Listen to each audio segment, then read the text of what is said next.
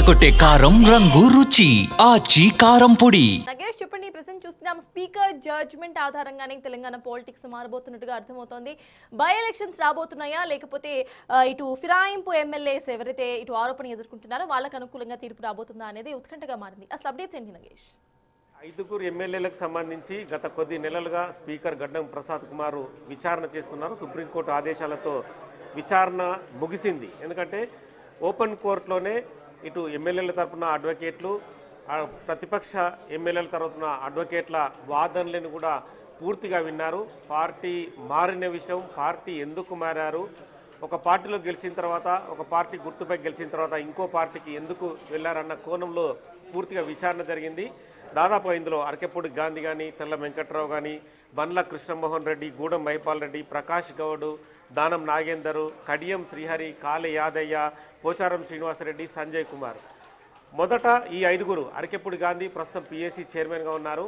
PSC చైర్మన్గా ప్రతిపక్ష పార్టీకి ప్రజా పద్దులకు సంబంధించి ఆ చైర్మన్ పోస్ట్ ఇస్తారు. కానీ తాను ప్రతిపక్షం పార్టీ తరపునే పిఎస్సి చైర్మన్గా ఎన్నుకున్నారని చెప్పి అరకెపూడి గాంధీ తన వాదనలో వినిపించారు. ఆ పదవి కూడా ఖచ్చితంగా అసెంబ్లీ ఆనవాయితీ ప్రకారం ప్రతిపక్ష పార్టీకే అప్పచెప్తుంటారు పిఎస్సి చైర్మన్ పదవిని. అంటే ఇది అర్థం చేసుకోవాలని చెప్పి కూడా తను చెప్పారు. ఇప్పటికీ తాను బీఆర్ఎస్ ఎమ్మెల్యేనని తన వాదనలో వినిపించాడు. తెల్ల వెంకట్రావు తాను నియోజకవర్గ సమస్యల కోసమే కలిశాను ముఖ్యమంత్రిని, కాంగ్రెస్ పార్టీ నేతలు కూడా కలిశానని చెప్పుకొచ్చారు. తాను అసెంబ్లీలో కూడా బీఆర్ఎస్ ఎమ్మెల్యేగానే కూర్చుంటున్నానని చెప్పుకొచ్చారు. పార్టీ మారినట్లు ఎక్కడ తాను సంతకం చేయలేదు, పార్టీ మారినట్లు కూడా ఎటువంటి సాంకేతిక ఆధారాలు కూడా లేవు అని చెప్పి తను చెప్పుకొచ్చారు. ఎందుకంటే ముఖ్యమంత్రిని కలిసిన సందర్భాల్లో కూడా పార్టీ కండువ వేశాడని చెప్పి ప్రతిపక్షంలో ఉన్న బీఆర్ఎస్ పార్టీకి సంబంధించిన అడ్వకేట్లు వాదించారు. కానీ ఆ కండువ పైన ఎటువంటి గుర్తు లేదు, కేవలం మర్యాదపూర్వకంగానే ముఖ్యమంత్రి రేవంత్ రెడ్డి కండువ కప్పాడు తప్పితే అది పార్టీ కండువ కానే కాదని చెప్పి తన వాదనలు వినిపించాడు. ఇక బండ్ల కృష్ణమోహన్ రెడ్డి కూడా సీఎంని కలిసిన సందర్భంలో మామూలుగా కండువ కప్పారని చెప్పుకొచ్చారు. తదుపరి తాను మళ్ళీ బీఆర్ఎస్ కండువా కప్పుకుందని చెప్పి మళ్ళీ తాను చెప్పుకొచ్చారు. అంటే ఎప్పుడు కూడా తాను గెలిచినప్పటి నుంచి బీఆర్ఎస్ పార్టీని వీడలేదు, గందరగోళం వల్లనే పార్టీ మారని చెప్పి తనపైన ఆరోపణలు చేస్తున్నారు. ఆరోపణలు సరికావని చెప్పి తన వాదనలో వినిపించారు. ఎందుకంటే అనర్హత పిటిషన్ వేయడం అనేది చెల్లదని చెప్పి బండ్ల కృష్ణమోహన్ రెడ్డి తరపున అడ్వకేట్లు, బండ్ల కృష్ణమోహన్ రెడ్డి ఇచ్చిన లెటర్ ప్యాడ్లో కూడా ఇదే వాదన వినిపించారు. గూడెం మైపాల్ రెడ్డి, పటాన్ చెరువు ఎమ్మెల్యే కూడా గూడెం మైపాల్ రెడ్డి కూడా పటాన్ చెరువు అభివృద్ధి సంబంధించి ప్రభుత్వంతో సమన్వయం అవసరమని చెప్పి చెప్పుకొచ్చారు. నియోజకవర్గ సమస్యల పరిష్కారం కోసమే మంత్రులతో భేటీ కావడం అనేది జరిగింది. మర్యాదపూర్వకంగా తన పైన కండువ వేశారు తప్పితే తాను మాత్రం బీఆర్ఎస్ పార్టీగానే కొనసాగుతున్నానని చెప్పి చెప్పుకొచ్చారు. చర్యలు తీసుకోవడానికి ఎటువంటి చట్టపరమైన అవకాశం లేదని చెప్పి గూడెం మైపాల్ రెడ్డి తన లెటర్ హెడ్లో స్పీకర్కి ఇచ్చిన లెటర్ హెడ్లో పేర్కొన్నారు. గూడెం మైపాల్ రెడ్డి తరపున అడ్వకేట్ కూడా ఇదే వాదనని ఓపెన్ కోర్టులో వినిపించారు.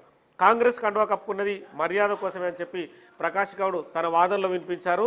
కాంగ్రెస్ సభ్యత్వం తాను ఎక్కడా తీసుకోలేదు, మరి ఒకవేళ తాను రిసిప్ట్ తనకిస్తే కనుక చూపించాలని చెప్పి వాదనలో వినిపించారు. బీఆర్ఎస్ దగ్గర పార్టీ మారినట్లు ఆధారాలు ఉంటే ఖచ్చితంగా చూపించాలని చెప్పి డిమాండ్ చేశారు. మీడియా క్లిప్పింగ్లు ఎడిట్ చేసినవి అవన్నీ కూడా సాక్ష్యాలుగా తీసుకోకూడదని చెప్పి వాళ్ళ వాదనలో వినిపించారు. ఇది రాజకీయ కక్ష సాధింపు చర్య మాత్రమే చెప్పి ప్రకాష్ గౌడ్ వాదించారు. సో ఓవరాల్గా సుప్రీంకోర్టు దృష్టిలో ఉన్న ఈ అంశం కాబట్టి స్పీకర్ గడ్డం ప్రసాద్ కుమార్ కూడా దీన్ని రకరకాలుగా అంటే అడ్వకేట్లను పిలిపించడం కావచ్చు, ఈ పిటిషనర్లను పిలిపించడం కావచ్చు, యథావిధిగా జరుగుతున్న ప్రక్రియ అంతా కూడా ఒక పద్ధతి ప్రకారమే అసెంబ్లీలో కూర్చుండి చేశారు. కొద్దిసేపట్లో ఈ 5 ఎమ్మెల్యేలకు సంబంధించి క్లీన్ చిట్ రాబోతుందా లేదంటే అనర్హత వేటు పడుతుందన్న అంశం అయితే ప్రతి ఒక్కరిలో ఉత్కంఠ రేపుతున్న అంశమనే చెప్పచ్చు. కానీ 5 ఎమ్మెల్యేల వాదన మాత్రం డిఫరెంట్గానే ఉంది.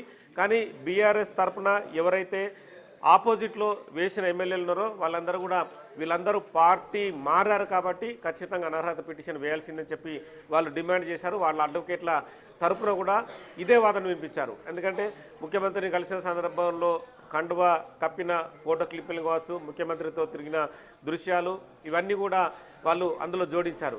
కానీ వీళ్ళందరూ కూడా తాము ఎక్కడ గాంధీ భవన్కి వెళ్ళి ప్రెస్ మీట్లు నిర్వహించడానికి గాంధీ భవన్లో కూర్చొని తాము ఎక్కడ అధికారికంగా మాట్లాడిన సందర్భం లేదని చెప్పి ఈ ఎమ్మెల్యేలు వాదన వినిపిస్తున్నారు. ఎందుకంటే ఒకవేళ పార్టీ మారి కండువా కప్పుకుంటే కనుక ఖచ్చితంగా గాంధీ భవన్కు వెళ్ళి ప్రతిపక్ష అంటే అధికార పక్ష పార్టీ ఎమ్మెల్యే హోదాలో ఖచ్చితంగా ప్రతిపక్ష పార్టీని విమర్శిస్తుంటారు.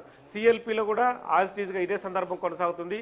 సిఎల్పి కూడా ఒక పార్టీకి సంబంధించిన వేదిక కాబట్టి అక్కడ కూడా ఎమ్మెల్యేలు ప్రతిపక్ష పార్టీని విమర్శిస్తుంటారు. అంటే బీఆర్ఎస్ ఎల్పి సంబంధించిన కూడా వాళ్ళు కూడా అంటే వాళ్ళ పార్టీ తరఫున ఎమ్మెల్యేలు ఉంటే కూడా ఖచ్చితంగా అధికార పార్టీ పైన వాళ్ళు కూడా కూర్చుండి ప్రెస్ మీట్లు నిర్వహించి విమర్శిస్తుంటారు. కానీ ఈ సందర్భం ఎక్కడా జరగలేదని చెప్పి వీళ్ళందరూ వాదనలు వినిపించారు. ఇప్పటికి కూడా తాము అసెంబ్లీలో కూర్చున్నా కూడా బీఆర్ఎస్ పార్టీ తరపునే ఎమ్మెల్యేలుగా కూర్చుంటున్నాం తప్పితే కాంగ్రెస్ పార్టీ నుంచి ఎక్కడ కూర్చుండడం లేదని చెప్పి వాళ్ళు వాదన వినిపించారు. అంటే ఒకవేళ అసెంబ్లీ లోపల కూడా అధికార పార్టీ తరపున వాళ్ళు బీఆర్ఎస్ను విమర్శించడం జరిగితే కూడా అది అధికారిక క్లిప్పింగ్లో ఖచ్చితంగా ఉండేది.